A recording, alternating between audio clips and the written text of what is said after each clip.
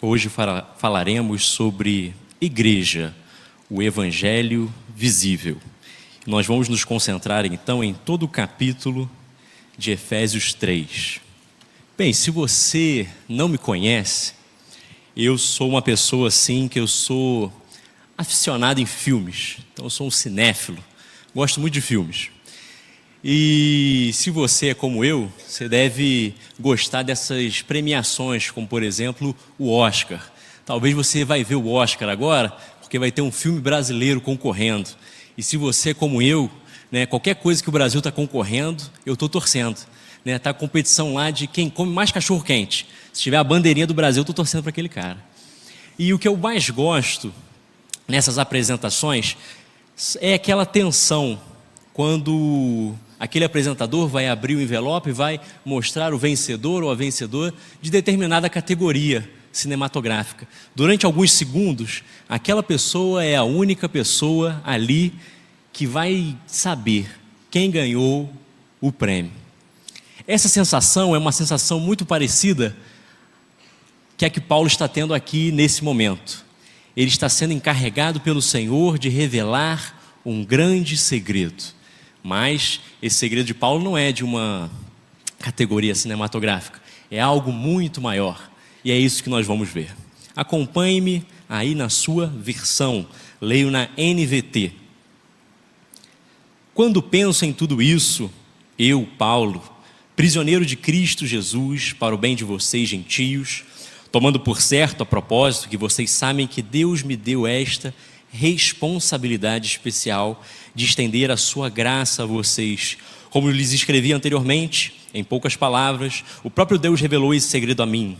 Ao lerem o que eu escrevi, entenderão minha compreensão desse segredo a respeito de Cristo, que não foi revelado às gerações anteriores, mas agora foi revelado pelo Espírito aos santos apóstolos e profetas. E esse é o segredo revelado. Tanto os gentios como os judeus que creem nas boas novas participam igualmente das riquezas herdadas pelos filhos de Deus. Ambos são membros do mesmo corpo e desfrutam a promessa em Cristo. Então Paulo vai começar aqui falando, quando pensa em tudo isso, como a gente está em Efésios 3, então teríamos que ler Efésios 2, que fala então da salvação que Cristo dá àqueles que aceitam Ele e o novo status que essa pessoa tem diante de Deus. É isso que Paulo tem em mente aqui. E aí, se você reparar, Paulo vai dizer que estava preso. Efésios é mais uma das cartas da prisão. Estamos lá entre 60 e 62 depois de Cristo. Daqui a alguns anos, dessa data aqui, Paulo será morto.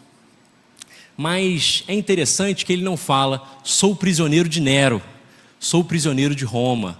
Ele vai falar aí que ele é prisioneiro de Cristo. É interessante que Paulo tem essa noção, a noção de que quem está no controle não é o imperador romano. Quem está no controle é Jesus. E se ele está preso ali, não é pela vontade de Nero, é porque Deus permitiu. E Deus não só permitiu que Paulo estivesse ali, como deu uma responsabilidade especial a Paulo. A responsabilidade de revelar esse, então, segredo. Segredo aqui, no original, em grego, é mysterion, que tem muita proximidade com a nossa palavra em português, mistério. Mas ao invés de ser algo, como a gente tem o significado, algo oculto, ou às vezes até algo sombrio, não é nada disso.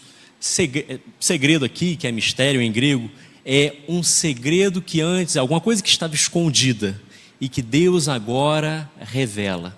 Então é uma revelação especial que Deus dá a Paulo. E qual é esse segredo então maravilhoso que Paulo está trazendo aqui?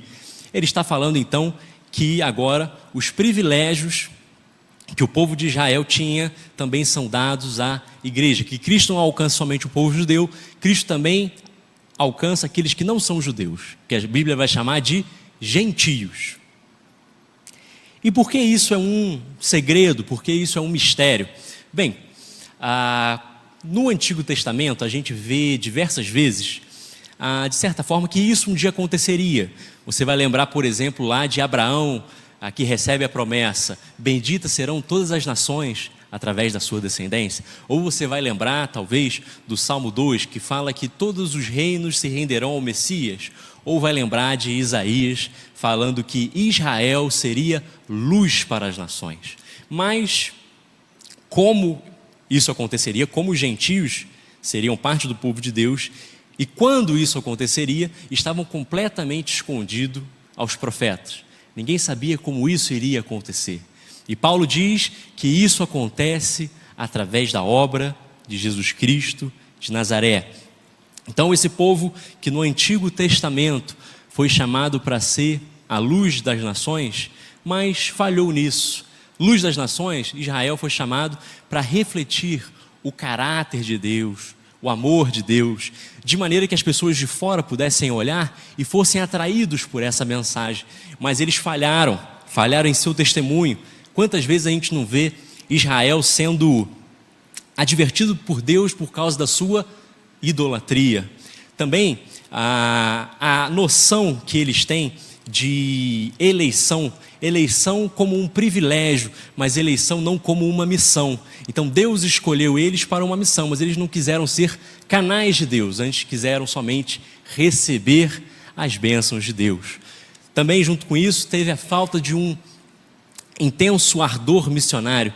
Às vezes a gente vê no Antigo Testamento algumas pessoas fora do povo de Israel aceitando ao Deus de Israel, mas isso não se deu por causa de um esforço missionário. E, quanto a isso também, o isolacionismo. Esse povo se fechou. Eles tinham uma mensagem maravilhosa, mas eles se fecharam em si mesmos. E são pessoas como essa que Paulo está escrevendo aqui nessa comunidade de Éfeso. São judeus que se converteram, mas continuam com essa mentalidade isolacionista. Para eles, aqueles gentios que não são judeus, que se converteram, eles agora deveriam o quê? Ter a prática do povo judeu. Eles deviam guardar o sábado, eles deviam então deixar de comer algumas coisas, eles deviam participar de determinadas festas e fazer determinados ritos. Mas Paulo fala assim: não, vocês não precisam de nada disso, porque vocês são aceitos por Deus, tanto judeus quanto gentios, pelos méritos de Cristo. E esse é o grande segredo que Paulo vai trazer, que a união dessas pessoas, judeus e gentios, juntamente com a sua união com Cristo, constitui esse segredo maravilhoso, que foi escondido por eras antes, que se chama e damos o nome de igreja. Vamos continuar o nosso texto. Versículo 7.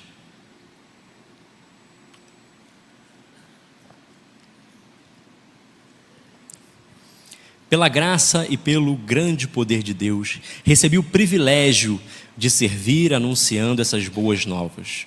Ainda que eu seja o menos digno de todo o povo santo, recebi pela graça o privilégio de falar aos gentios sobre os tesouros infindáveis que estão disponíveis a eles em Cristo e de explicar a todos esse segredo que Deus, o Criador de todas as coisas, manteve oculto desde o princípio. Olha só, eu acho muito interessante como Paulo se enxerga. Ele enxerga que essa mensagem que ele tem é um grande privilégio, principalmente pelo fato de que, pelo passado pregresso de Paulo, para aqueles que não conhecem, nos é apresentado em Atos, comparecendo ao martírio de Estevão, e depois ele aparece como um perseguidor da igreja. Mas ali no caminho de Damasco, ele tem uma visão maravilhosa, uma visão milagrosa, e ele aí se converte. E agora ele passa a pregar a Cristo, que antes ele perseguia.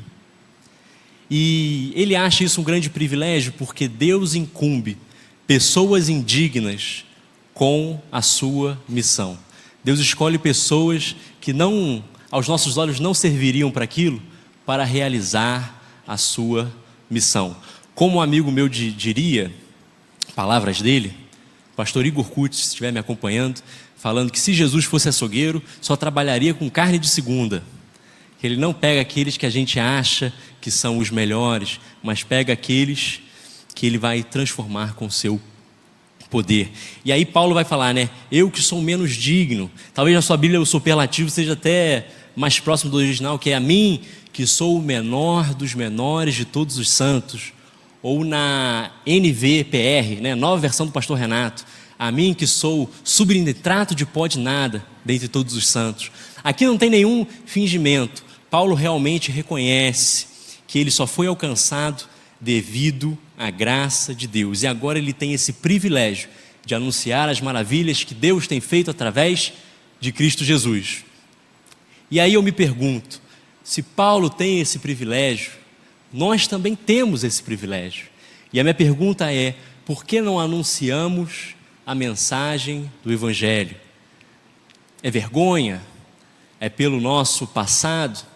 Ou é simplesmente uma atitude não refletida, como o povo no Antigo Testamento, que se isola e faz com que essa mensagem maravilhosa seja uma mensagem somente para mim e não para o meu próximo? Mas vamos continuar o nosso texto. Versículo 10.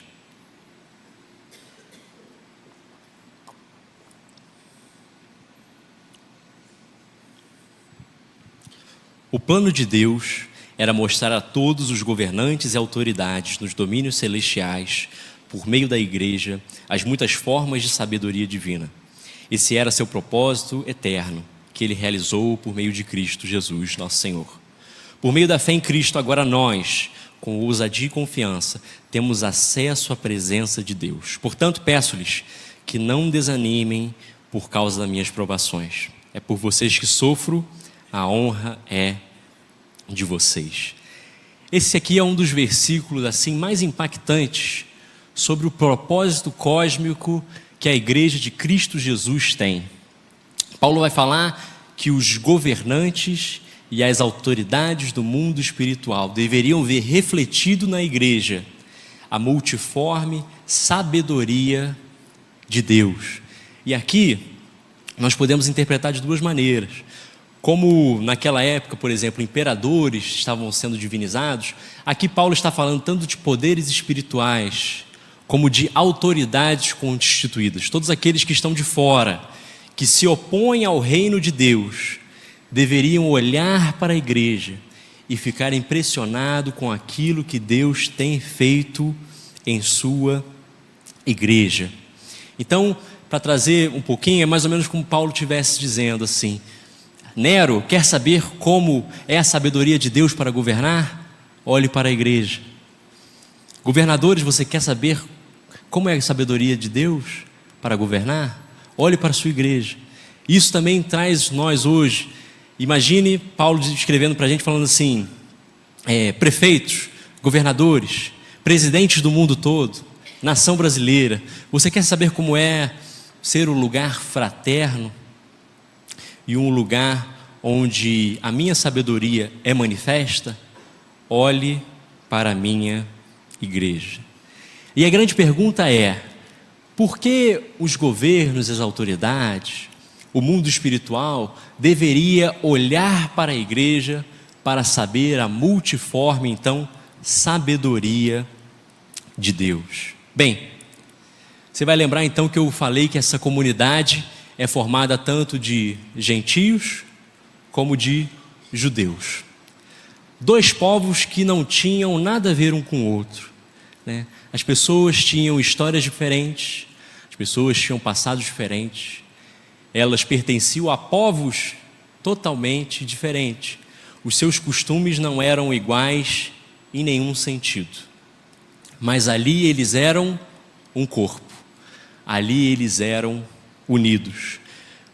E qual é então, por que os poderes e as autoridades devem olhar para a igreja? Porque somente em um lugar onde a graça de Deus, o perdão de Deus e o amor de Deus inundou os corações, é que pessoas muito diferentes uma das outras podem viver em união, podem viver um amor verdadeiramente fraterno.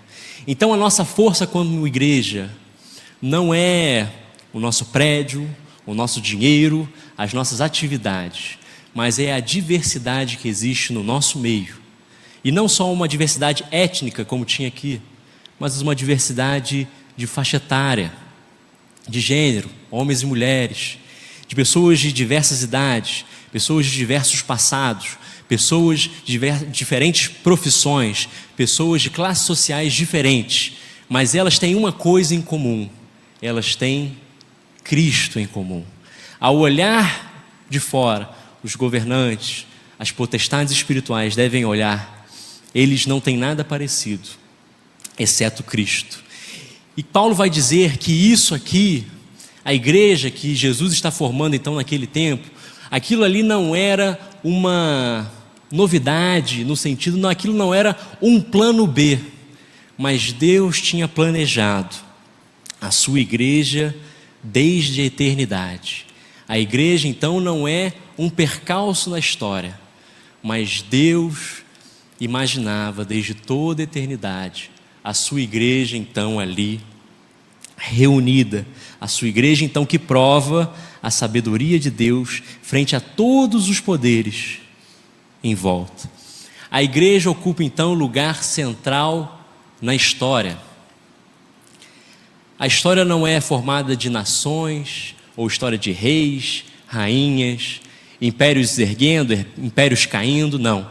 A história é formada por Deus formando um povo para si, um povo que Ele com seu amor e a sua graça alcançam através de Cristo Jesus. Vamos continuar, versículo 14.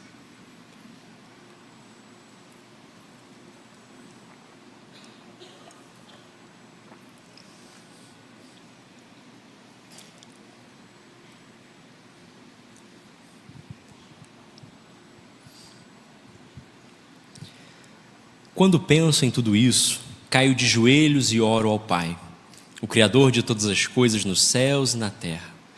Peço que da riqueza de sua glória, Ele fortaleça com poder interior por meio do seu Espírito.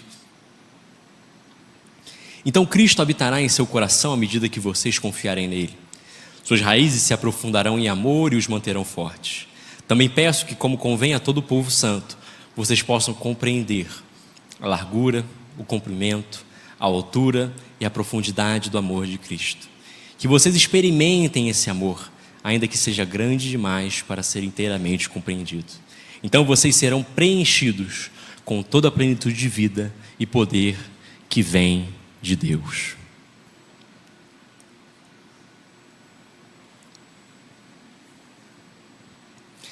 Ao contemplar então aquilo que Cristo está fazendo através da sua igreja, Paulo não tem outra atitude senão cair de joelhos. Ele cai de joelhos e ele glorifica e pede em oração para que aquelas pessoas entendam a verdadeira presença de Cristo no meio delas. Ele ora para que Cristo habite no coração daquelas pessoas, e o habitar aqui não é somente um habitar passageiro, né? Uma hospedagem que acontece durante algum tempo, mas uma habitação permanente. Ele pede também para que aquelas pessoas compreendam, e compreendam não é somente o lado intelectual, mas compreendam no sentido de se apegar àquilo de maneira profunda em suas vísceras. Paulo vai falar aqui então da largura, comprimento, altura, profundidade do amor de Deus. Os comentaristas bíblicos pedem para a gente não tentar achar algum significado, mas eu acho que não seria errado dizer que o amor de Cristo, ele é largo, que abarca toda a humanidade, ele é comprido até a eternidade, ele alcança até os mais altos céus e chega às profundezas para alcançar aqueles que estão perdidos, como Paulo também se via antes de encontrar Cristo como o pior dos pecadores. Esse amor então, largura, altura, comprimento, profundidade, esse amor de Cristo que deveria habitar no coração daqueles da igreja de Éfeso, também deveria ser refletido naquela igreja. Aquela igreja então deveria, através da sua unidade, mostrar a largura, o comprimento, a altura e a profundidade do amor de Deus. E essa teologia, se podemos chamar assim, da unidade que é apresentada nesse texto, ela vai de encontro a duas coisas no nosso meio. o individualismo e as divisões. Individualismo, nós vemos hoje muitos cristãos que se dizem pertencer a Cristo, mas não pertencem a nenhuma comunidade. Eles podem experimentar o amor de Cristo sozinhos? Podem, mas não podem experimentar em sua totalidade, em sua amplitude, porque esse amor só é experienciado de maneira verdadeira no corpo, na igreja de Cristo Jesus. Mas também, essa teologia da unidade que eu chamei nesse texto, também ataca e critica as divisões que ocorrem em nosso meio. Eu observo no meio protestante duas comunidades, dois tipos de comunidade. A primeira delas eu vou chamar de evangelho mais, né? Você pensa então em evangelho e mais aquele sinal de adição, né? O evangelho plus, evangelho mais. E a outra seria a comunidade que revela o evangelho. O que é uma comunidade evangelho mais? É quando, por exemplo, Francisco e João, eles têm o evangelho em comum, mas o grande fator que faz com que eles sejam amigos é porque eles são solteiros na casa dos 40 anos, ou porque eles torcem pelo mesmo time de futebol, ou então porque eles têm a mesma profissão. Isso quer dizer o quê? Eu estou dizendo que as comunidades evangelho mais, os seus líderes, os seus pastores, eles usam então aquilo que as pessoas têm em comum, de maneira então entusiasta, para fazer aquela comunidade. Então seria a igreja dos jovens, a igreja dos surfistas, a igreja de tal determinada classe social. Os seus líderes dessas igrejas usam de maneira entusiástica essas semelhanças para construir uma comunidade. E qual é o grande problema de uma comunidade assim? É que essa comunidade, ela não reflete a totalidade do evangelho. Quando olhamos para ela, nós não somos confrontados pela multiforme sabedoria de Deus. Nós vemos algo que parece muito com o mundo lá fora. Por outro lado, existe a comunidade que revela o evangelho. Na comunidade que revela o evangelho, existem amizades por afinidade? Claro que existem, mas elas não são o foco. O foco é quando os líderes, os pastores, as pessoas que estão ali, elas são impulsionadas a saírem de sua zona de conforto e entrar em comunhão com outras pessoas com as quais ela não entraria em comunhão se não fosse através de Cristo Jesus. Eu não sei se você pode observar isso na sua prática da igreja. Eu posso observar isso claramente, por exemplo, na célula onde eu participo. Está eu e minha esposa, um casal na faixa etária de seus 20 anos. Estamos reunidos lá com pessoas que são solteiras, pessoas que são casadas e têm filhos na faixa dos seus 40 anos. Numa situação de temperatura normal, de temperatura e pressão, nós não nos envolveríamos, porque alguns estão numa fase da vida e outros estão em outra fase da vida. Eu lembro que um casal, nós fomos lá fazer 1-a-1 com eles, numa creche onde eles trabalham. Eu não passo perto de creche, gente. Eu não tenho filho. Como é que eu vou procurar uma creche para ir, né? Só daqui a um tempo, se Deus quiser. Mas no mundo normal, lá fora, essas amizades surtiriam? As amizades que você tem hoje na igreja, as pessoas que estão próximas de você, a pessoa que está ao seu lado na igreja, você teria comunhão com ela lá fora? Às vezes, não. E essa é a maravilha da igreja, a sua diversidade. É porque hoje nós podemos estar juntos, porque nós temos uma coisa que nos une. E essa coisa que nos une se chama Cristo Jesus. E nessa unidade, nós refletimos o sobrenatural de Deus. Ezequiel, em Ezequiel 11:12, ele tem uma visão muito assustadora. Ele vê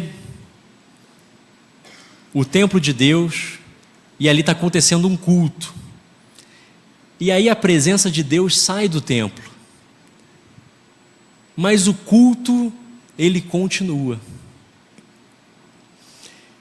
Se algumas igrejas o sobrenatural de Deus fosse tirado, talvez elas continuassem, porque elas se parecem muito mais com clubes do que com igrejas verdadeiras. O certo seria que quando o sobrenatural de Deus fosse tirado, a igreja não existisse mais, porque essa unidade só é evidenciada através de Cristo Jesus.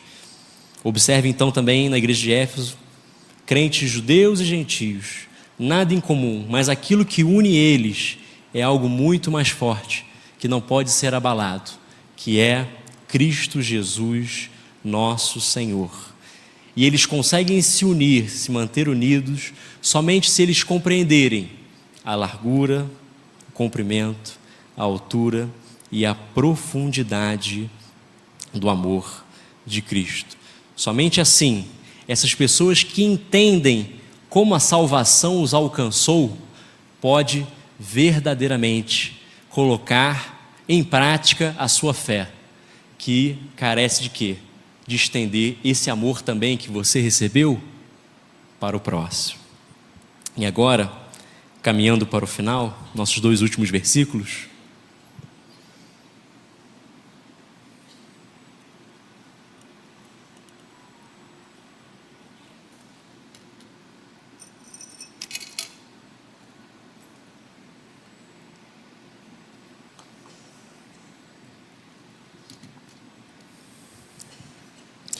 Toda a glória seja dada a Deus, que por seu grandioso poder que atua em nós, é capaz de realizar infinitamente mais do que poderíamos pedir ou imaginar.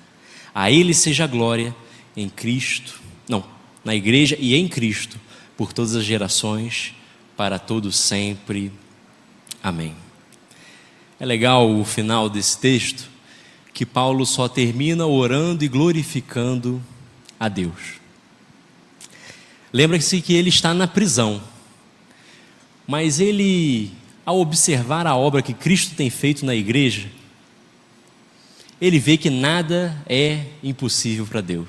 Muitas vezes a gente pega esse versículo para empreitadas individuais, né? Deus pode fazer muito mais daquilo que nós pedimos ou imaginamos.